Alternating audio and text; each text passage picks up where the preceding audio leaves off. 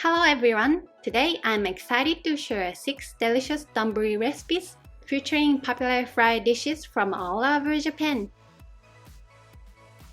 First up, let's make chicken gobo, a beloved local dish from Yamaguchi Prefecture.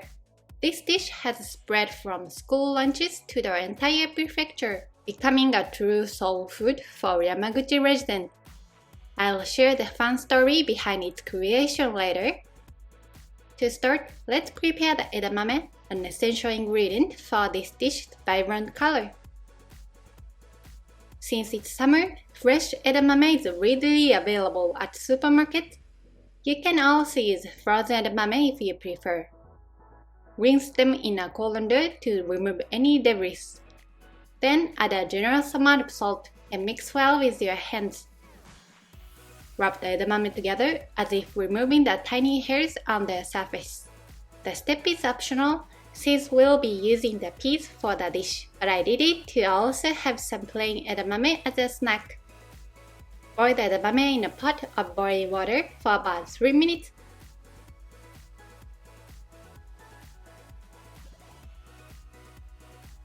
Stirring occasionally.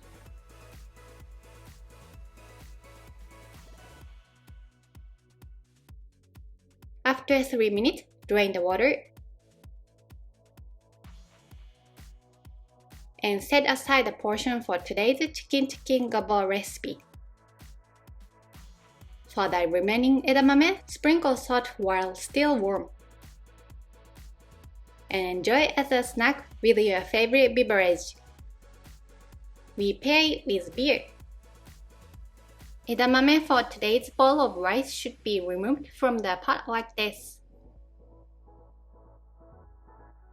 Now let's prepare the gobo. I recommend scraping off the skin using the back of a knife.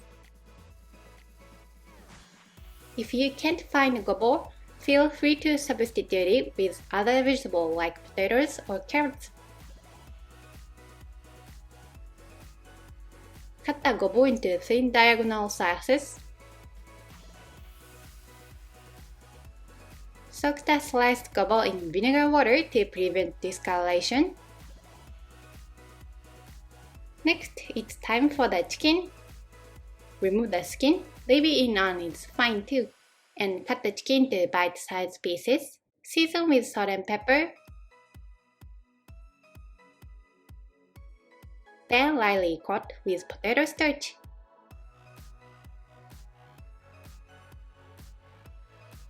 Soaking the gobo in vinegar water prevents it from turning black. Right before frying, remove it from the vinegar water. Pat it dry and then coat with potato starch.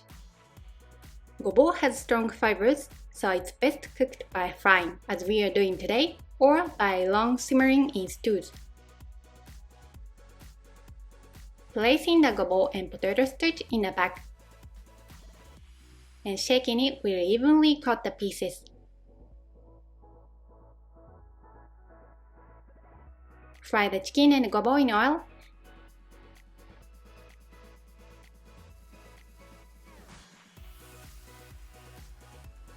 You can fry them together, but since their cooking times differ slightly, it might be better to fry them separately. For the gobo, about 1.5 minutes per side should be enough. For the chicken, fry about 2.5 minutes per side.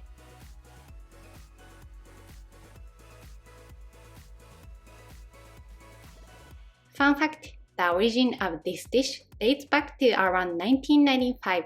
An elementary school nutrition teacher, concerned about the lack of variety in school lunches, decided to hold a contest inviting families to submit their original recipes. This dish was created based on one of the submitted recipes. The catchy name chicken gobo was also chosen to appeal to children. The name is clear about the ingredients, considering food allergies and encouraging kids to be interested in the ingredients. The key to the flavor is the sweet and savory sauce made with sugar and soy sauce. Let's prepare the sauce. Combine the sauce ingredient in a fry pan. Soy sauce, mirin,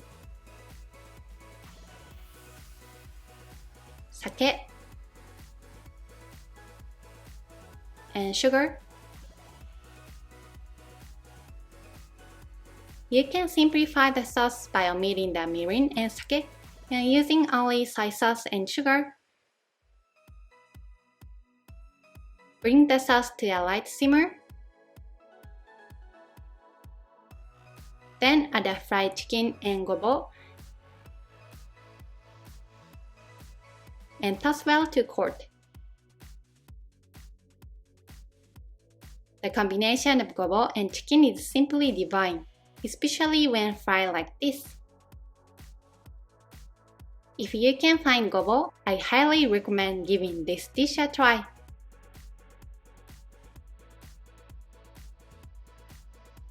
Finally, add the edamame and gently mix to combine. Look at those vibrant colors. This dish pairs perfectly with rice. I wish this dish was on the menu at my school lunches back then. Next up, let's explore our donburi recipes featuring the famous miso potato from the Chichibu region of Saitama Prefecture. Some of you might be surprised to see miso potato in a donburi, but my husband has developed a rice recipe that perfectly complements this unique ingredient. Please look forward to it. To begin, let's prepare the essential miso sauce. Feel free to use any type of miso you prefer. I made a slightly larger batch today, as it can be used in various dishes and stored in the fridge for convenience. Combine miso,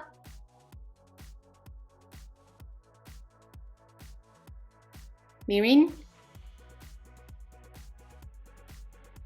sake, and sugar. Adjust the sweetness to your liking, keeping in mind that the sweetness may vary depending on the type of miso used. Taste as you go and add more ingredients if needed. While I initially tried heating the sauce in the microwave, it didn't thicken properly, so I transferred it to a fry pan. This allows the alcohol in the sake and mirin to evaporate, resulting in a slightly thickened sauce.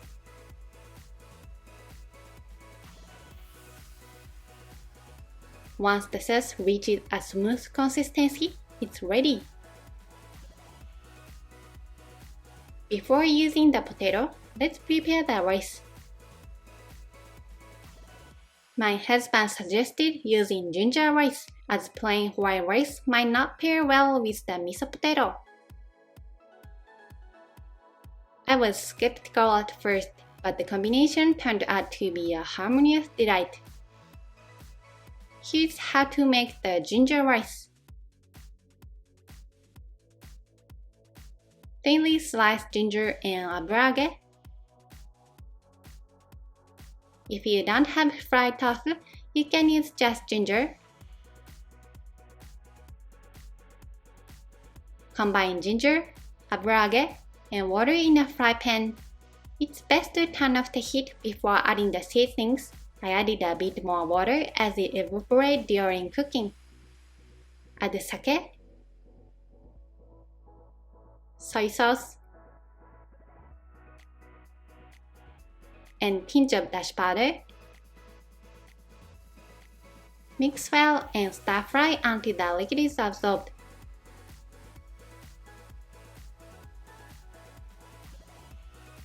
The ginger and aburage should be nicely infused with flavors. Combine this mixture with cooked rice. This ginger rice is delicious on its own. For an extra touch, sprinkle with white sesame seeds. The ginger flavor is truly exceptional. Now it's time for the potatoes. Cut the potatoes into your desired size and shape.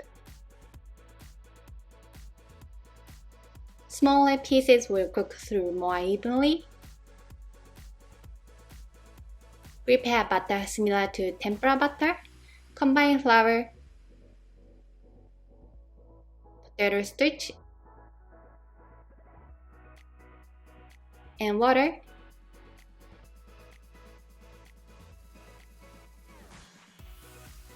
Some people use only flour, but I prefer adding potato starch for a crispier texture.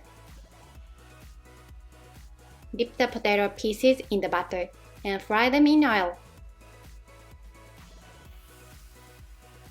Miso potato has a long history dating back to the time when it was a popular snack enjoyed during breaks from farm work.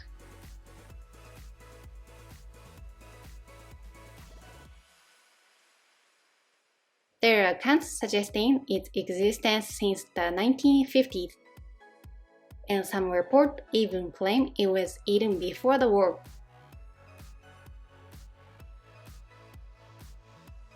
Incidentally, Chichibu in Saitama Prefecture, the birthplace of this dish, is close to Tokyo but famous for its extremely rich nature, making it a great place for outdoor activities such as hiking and camping. I hope you'll have the opportunity to visit.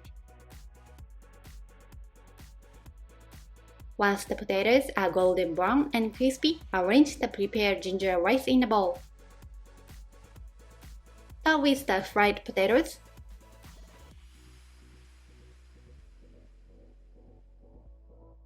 And drizzle with the miso sauce. The miso sauce I used for this recipe was excellent when served over slow roasted eggplant with oil in a fry pan at a later date.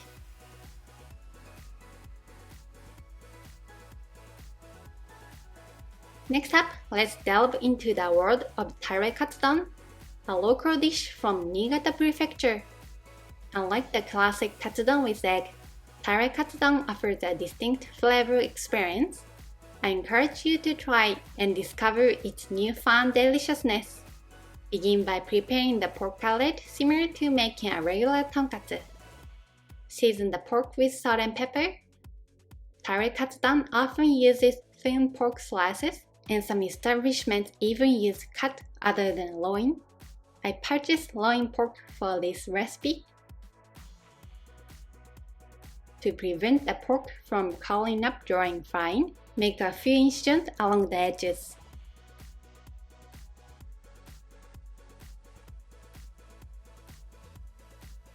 Next, coat both sides of the pork with flour. Interestingly, this dish originated in the early Showa period in a port town in Niigata. It's said that the dish began by boldly dipping a modern dish, cutlet in soy sauce-based sauce, and serving it over rice. It quickly gained popularity, and Tare Katsudon became a staple in Niigata City.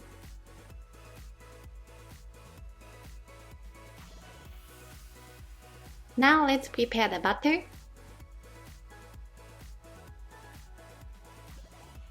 Combine equal parts flour and water to create a batter of this consistency. Dip the pork in the batter and cut thoroughly with panko.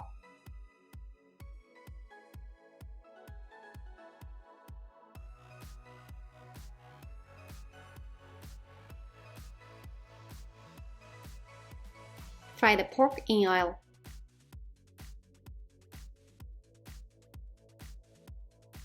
Fry for about 3 minutes per side for a total of 6 minutes until golden brown. Avoid using high heat. Speaking of tonkatsu, I've also made sauce katsudon in the past, which involved dipping the tonkatsu in a Worcestershire sauce-based sauce. However, this Tare Katsudon is exceptionally delicious, and I'm determined to make it more often. It's also easier to prepare than egg-based katsudon. Once the tonkatsu has cooled slightly, cut it into pieces. Prepare the sauce in a fry pan. The key is to make the sauce slightly sweet. Combine sugar, sake,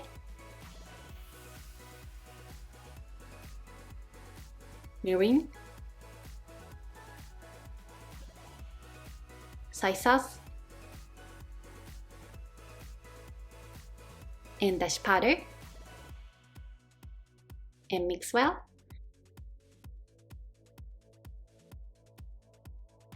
Bring the sauce to a boil.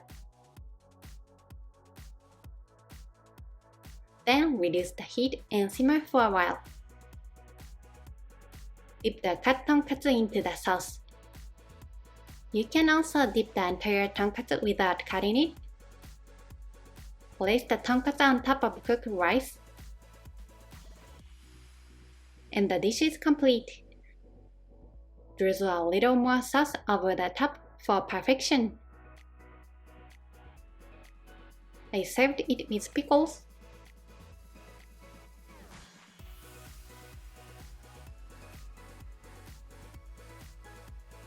Next up, let's explore a donburi featuring creamy cabbage croquette, a local dish from a specific region in Aichi Prefecture. In Japan, croquettes are typically made with potatoes, but this unique dish showcases cabbage, a specialty of Tare City in Aichi Prefecture. Adding onion enhances the sweetness and flavor. Finely chop the onion, and then chop the cabbages as finely as possible. This makes it easier to shape the croquettes later. First, fry these vegetables in a fry pan until softened.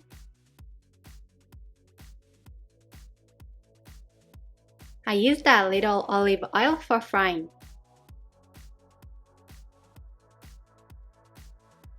Season with salt and pepper during frying.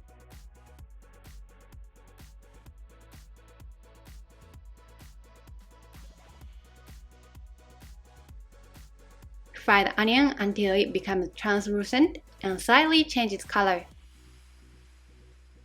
I realized later that there was no need to fry the onion and cabbage separately. For some reason, I had a strong desire to finish this task in this small fry pan only, which ended up taking longer. This dish originated in Tare City, Aichi Prefecture. As mentioned earlier, this region is a peninsula surrounded by the sea on three sides. The Atsumi Peninsula, as it's called, has a mountain range in the central part, making it a land rich in both mountain and sea bounty. I love to visit it for sightseeing someday. Winter cabbage, Hakutama cabbages, harvested from the vast fields of the Atsumi Peninsula from autumn to spring, are characterized by their sweetness, crisp texture, and firm leaves. Once the cabbage and onion are cooked, let them cool completely. Due to the large quantity, I prepared 2 bowls to speed up the cooling process. Once completely cooled, add ground pork to the mixture. A key ingredient is white sauce.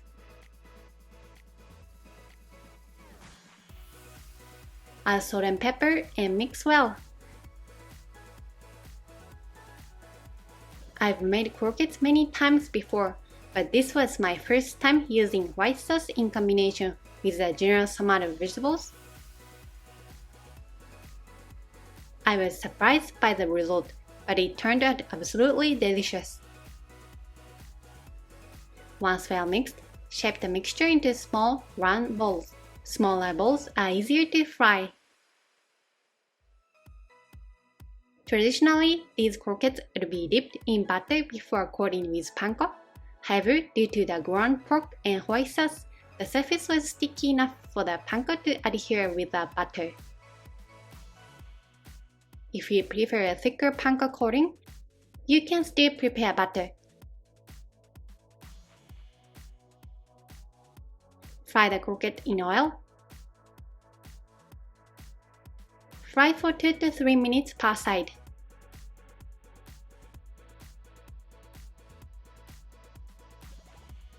Since they are a bit soft, use this scoop net to flip them over.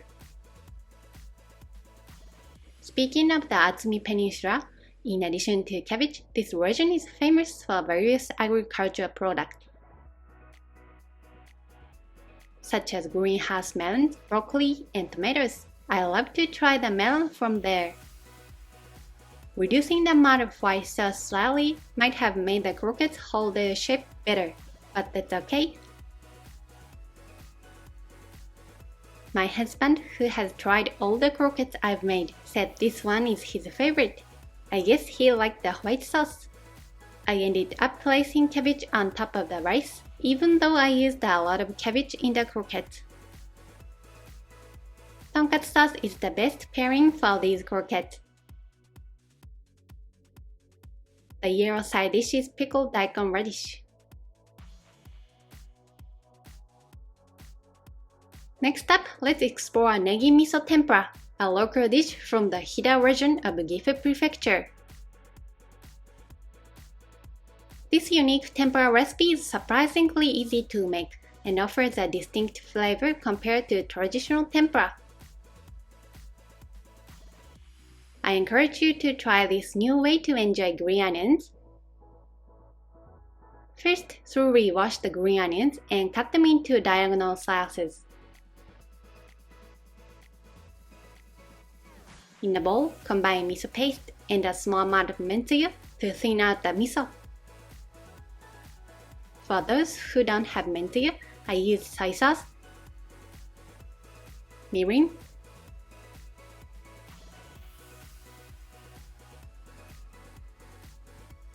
and dashi powder this time. Mix well, and then add the ingredient typically used for tempura batter. Combine flour, potato starch, and water. However, the amount of water is crucial. Make the batter slightly thicker than regular tempura batter. I use 2.5 tablespoons of water instead of the usual 3 tablespoons. This consistency is ideal. Add the green onions to the batter and mix well. By the way, I thinned the miso with soy sauce and mirin this time, but some households apparently add sugar instead of soy sauce and mirin. That sounds sweet and delicious. I might try that next time.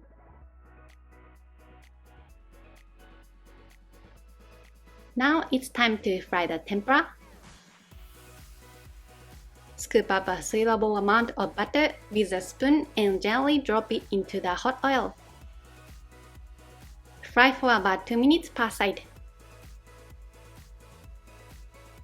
Since the butter contains miso, it's more prone to burning than regular tempura, so be mindful of the heat and avoid using high heat. I couldn't find the exact origin story of this tempura dish, but the preparation method seemed to vary from household to household. As mentioned earlier, some people add sugar to the batter, and some include a bit of carrot along with the green onions. Others cut the green onion into more square-like chunks. Regardless, this dish is rarely seen in the Kanto region, including Tokyo, but after trying it today, I was so impressed that I'm determined to make it again. The characteristic of Negi Miso Tempura is that it charred quite strongly in this way. The miso flavor is well infused, eliminating the need for dipping sauces, making it incredibly easy to prepare. I've always known that the combination of miso and green onions is delicious, but I never thought of turning it into tempura. This cooking method seems to be the perfect match for this combination. I served it with red pickled ginger. Last but not least, let's explore a donburi featuring Chikuwa salad, a local dish from Kumamoto Prefecture. What kind of salad is this? Please stay tuned. First, boil potatoes. Add carrots if you have them. Chop the carrots into small pieces and use a small amount. Boil the potatoes and carrots together. Once the potatoes are soft enough to mash, drain the water and mash them with a fork. Set the carrots aside. Add the mashed potatoes and carrot to a bowl and let them cool completely. Once cooled, add chopped ham and seasonings.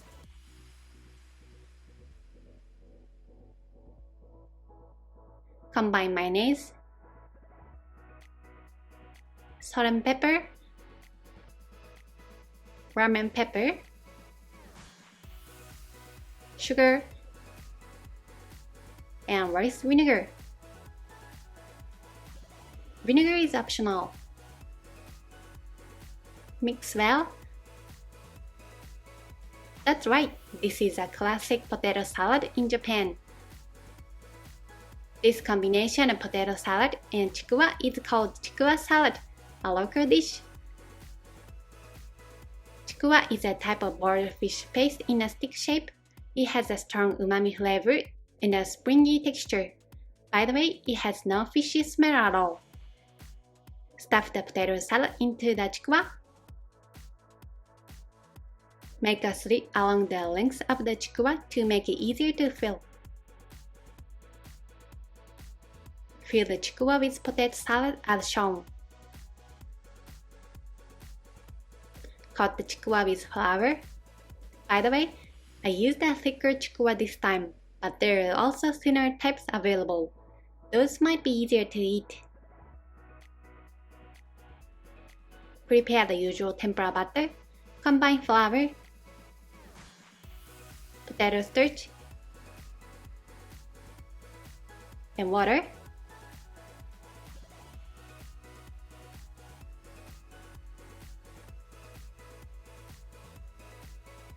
Dip the chikuwa in the batter and fry it. Since the chikuwa is already boiled and the potato salad is cooked, it's ready when the surface is crispy.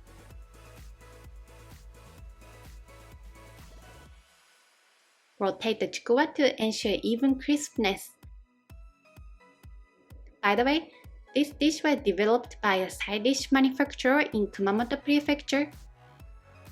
It gained nationwide popularity after being featured on TV. I'm making it for the first time today. Apparently, the potato salad from this manufacturer's lineup was already very popular. As a result, they made a large quantity, but some of it ended up being discarded. This motivated a female employee to find a way to reuse the potato salad, which led to the creation of this dish. Nowadays, it's said to be a staple in side dish shops in Kumamoto Prefecture and is also served at izakayas and teishakuya. I had never seen it before in Kanto region, including Tokyo, but I love both chikuwa and potato salad, and this is the perfect combination for me. I regret not making it sooner. My husband also really liked it. Drizzling a little soy sauce on top was delicious. Which bowl of rice grabbed your attention the most? I was also very impressed with many of the fried dishes that I tasted for the first time. I hope everyone will enjoy it. Thank you so much for watching our video. Please subscribe to our channel. If you are already a subscriber and would like to support our channel, please join our membership. Membership feedback will be reflected in content creation. See you in the next video.